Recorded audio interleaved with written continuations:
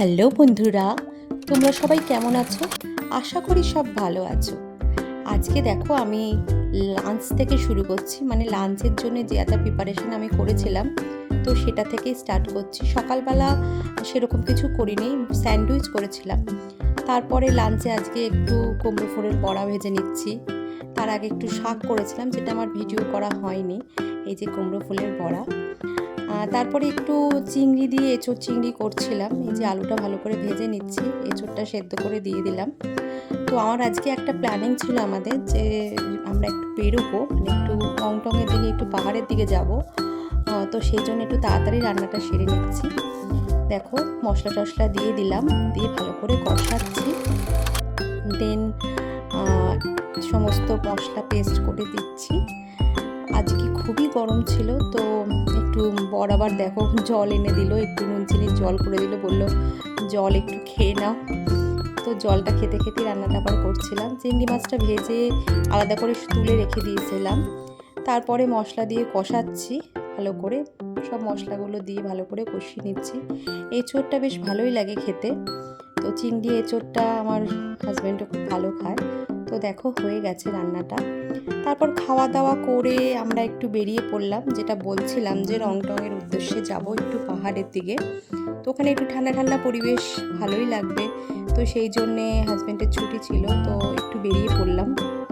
রাস্তায় বেশ হাওয়া, দেখো গাছ চারদিকে, আমার তো বেশ ভালো লাগে গাছ চারদিকে। বেশ বাইকে করে যেতে তো মানে ভীষণই সুন্দর লাগে, হাওয়া আর চারদিকে দৃশ্য দেখতে দেখতে যাওয়া ভীষণ সুন্দর লাগে।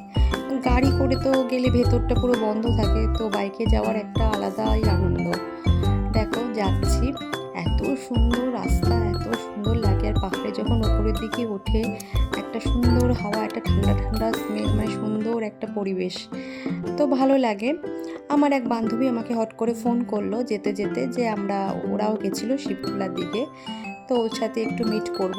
তো একটা পার্ক সামনে ছিল, তো তিলধারিয়ার দিকে একটা জায়গায় আমরা একটু উঠে গেলাম। তো তার আগে শিবখোলার দিকটা একটু উঁচু ছিল, যেটা বাইক নিয়ে একটু যেতে সমস্যা হচ্ছিল আমার হাজব্যান্ডের, যেহেতু একটু খাড়াই ছিল। তো সেই জন্য সেই জায়গাটা না গিয়ে একটু নিচের দিকে তিলধারিয়ার দিকে গেলাম। তারপর আমার বান্ধবী আস্তে আস্তে ওখানে এসে আমরা মিট করলাম। একটা পার্ক ছিল, যে পার্কটা একটু আমার মেয়ে খেলছিল। দেখো এখানটা একটুখানি খুব সুন্দর, ছাদ থেকে নিয়েছিলাম, এত সুন্দর এই যে পার্কটা। এই পার্কে একটু মেয়ে খেলছে, নিজের একটু ছবি, সবার একটু ছবি যেখানে যাই একটু তুলে নেই। ছবিটা তো তুলতেই হবে, সেলফি তো মাস্ট। তো এই ছবিটা একটু তোমাদের সাথে শেয়ার করলাম। তারপর আমার বান্ধবী এলো, তো বান্ধবীর সাথে একটু দেখা করলাম, দুজনে ছবি নিলাম। পাশে একটা ক্যাফে ছিল, রংটং ক্যাফে, তো সেখানে বসে একটু চা খাওয়া হচ্ছিল।